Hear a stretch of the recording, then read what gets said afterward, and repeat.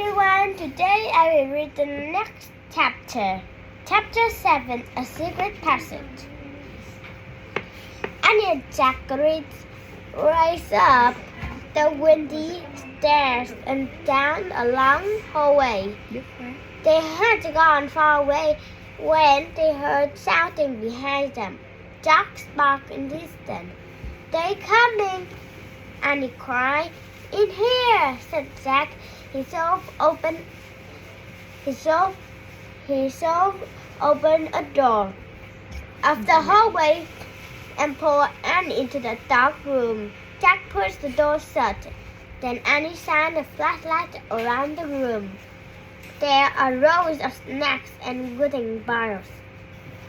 "It's better. It's the books."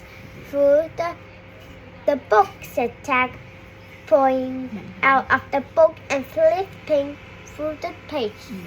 "Shh," said Annie. "Someone's coming." Jack and Annie jumped behind the door as it quickly opened. Jack held breath.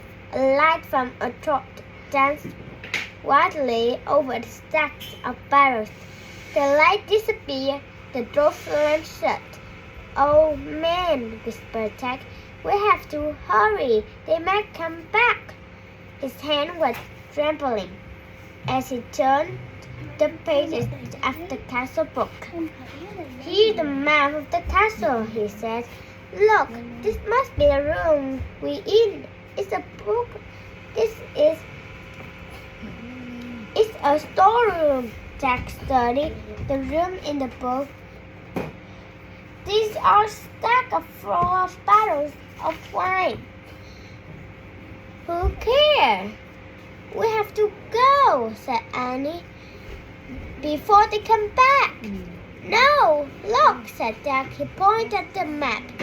"The trapdoor," he read aloud. "In this castle, a trapdoor led from the storeroom through the secret passage to the recipe over the moat." What recipe?" said Annie. "I don't know." "We find out," said Jack. But first we have to find the trapdoor." Jack looked at the picture carefully. Then he shined a flashlight around the room. The floor of the room was made of stones. The trapdoor in the picture was 5 stones.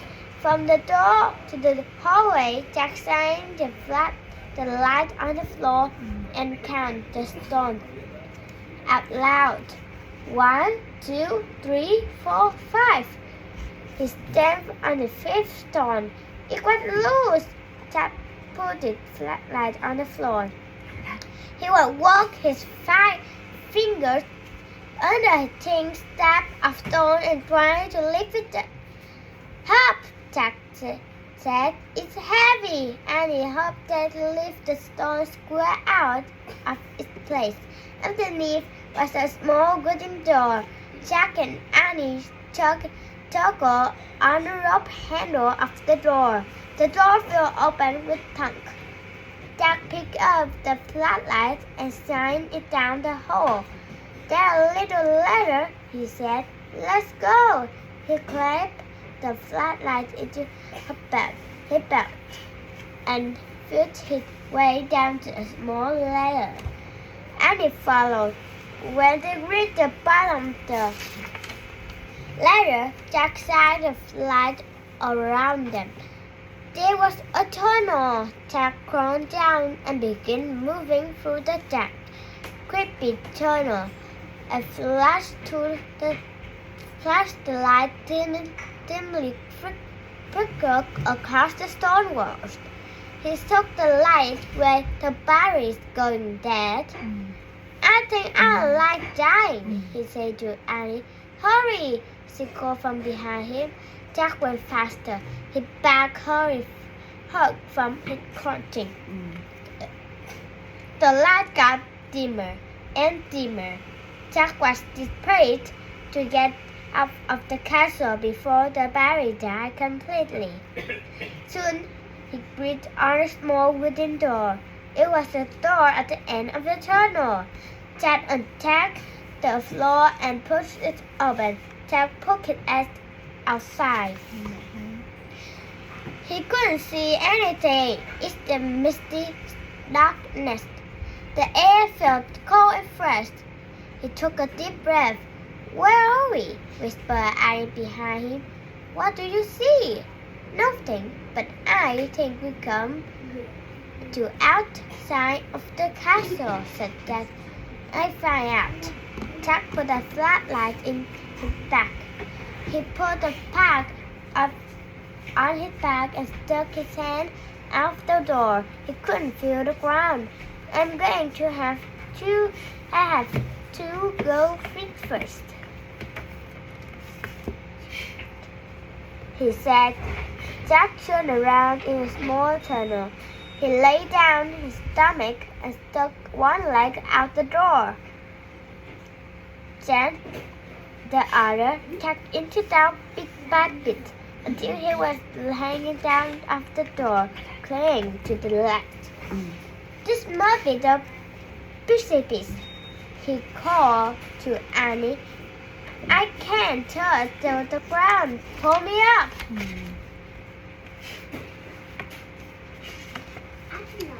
And he gripped for Jack's hand. I can't hold you, she said. Jack felt the finger slipping. Then he down, fell through the darkness.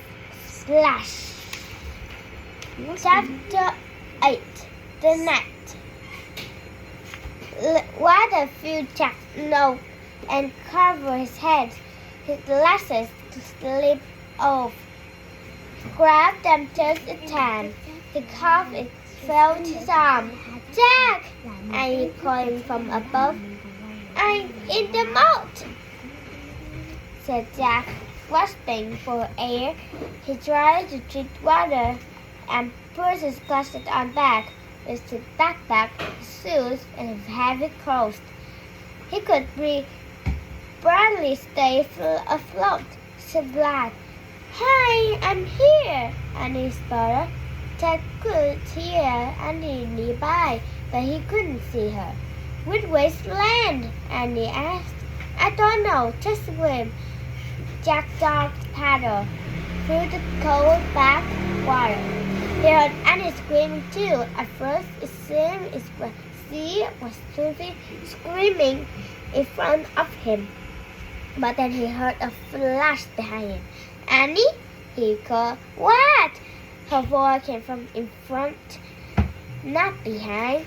Another flash behind. Jack heard almost stop. Crocodiles? He couldn't see anything through his water's naked glasses. Annie! He whispered. What? Scream faster! But I'm here! I'm over here near the edge! She whispered. Jack swam through the dark toward her voice. He imagined a crocodile slithering after him. Jack's hand found a wet leaf. Jack's hand counted a wet leaf. Things. Ah! He cried. It's me! It's me! Take my hand! Said Annie. Jack grabbed her hands. She pulled him up to the edge of the moat. They crawled over and the embankment onto the wet grass. Oh man, Jack said. We were shivering all over. His teeth were chattering. He soaked the water of the glasses and put them back on. It was so misty, he couldn't see the castle. He couldn't even see the moat, much less a crocodile. We made it, said Annie. Her teeth were chattering too. I know, said Jack, but where are we? He peered in foggy darkness. Well, don't throw it. The windmill, the hog house, the grove of the trees south. Everything had been swallowed up by the thick dopey darkness.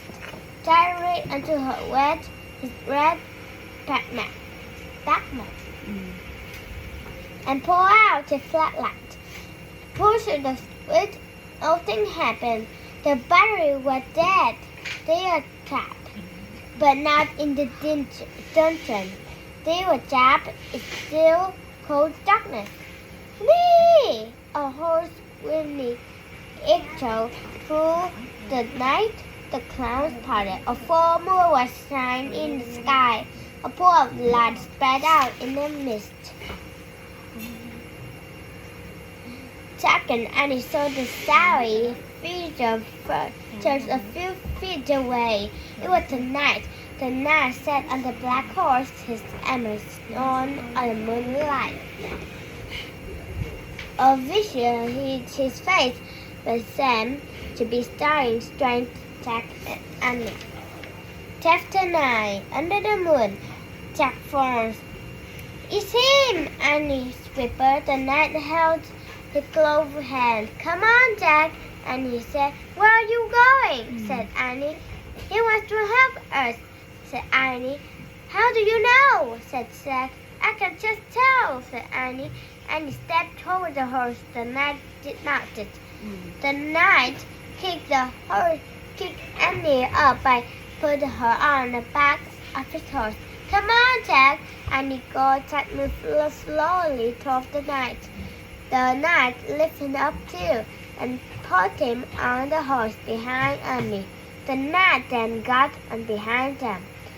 His rapid ran the black horse centered beside the moonlit water of the moat. Jack rocked back and forth in the saddle. The wind blew his hair. He felt very brave and very powerful. He felt as if he could ride forever on this horse. This is a mystery night. Over the ocean, over the world, over the moon. The hawks sprinkle in the darkness. The treehouse, said Annie. She pointed toward the grove of trees. The knight guides the horse toward the trees. See, there is it, Annie said, pointing to the ladder. The knight brought his horse to a stop.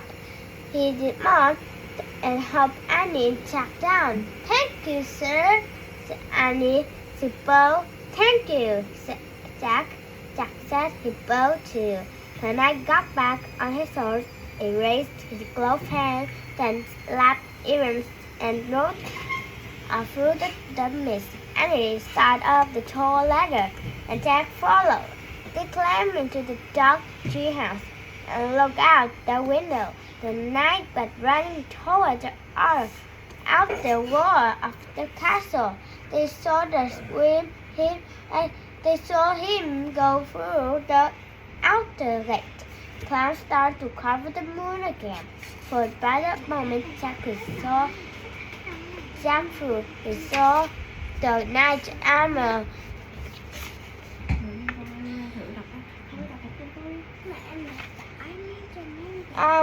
gleaming on the top of the hill.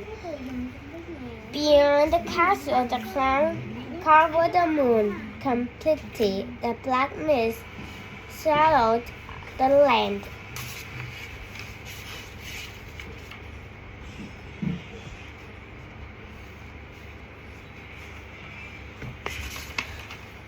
Chapter 10. One mystery solved. The air was warm in the dawn. Far away, Jack barked. I think that's Henry barking, Andy said. Jack and Annie both looked at the treehouse window. We're home, said Annie. Yay! That was close, said Jack. In the distance, this light glowed near the house. There was a light on in their upstairs window. Oh no, oh, said Annie. I think Mom and Dad are up. Hurry, wait, it's Daddy's. Jack opened his pack. He pulled out the castle book. It was quite wet, but Jack placed it back with all other books. Come on, said Annie. He started climbing out the treehouse. Jack followed her. down the rope ladder. They reached the ground and took off running between the great black trees. He left the woods and ran down the white trees. They got to the yard and crept across the lawn. They opened front door carefully, slipped inside the house. They're not downstairs yet, whispered Annie, said Jack. He led the way up the stairs and down the hall. There was no sign of their mom or dad, but Jack could hear water running in the bathroom. Their house was different from the dark, cold castle. It was safe and cold and friendly. Annie stopped at her bedroom door. She gave Jack a smile, then disappeared inside the room. Jack hurried to his room. He took off his damp clothes and put on dry, soft pajamas. He sat down on his bed and opened his backpack. He took out his red notebook. He felt around for a pencil, but his hand told something else. Jack pulled out the blue letter bookmarks out of the pack.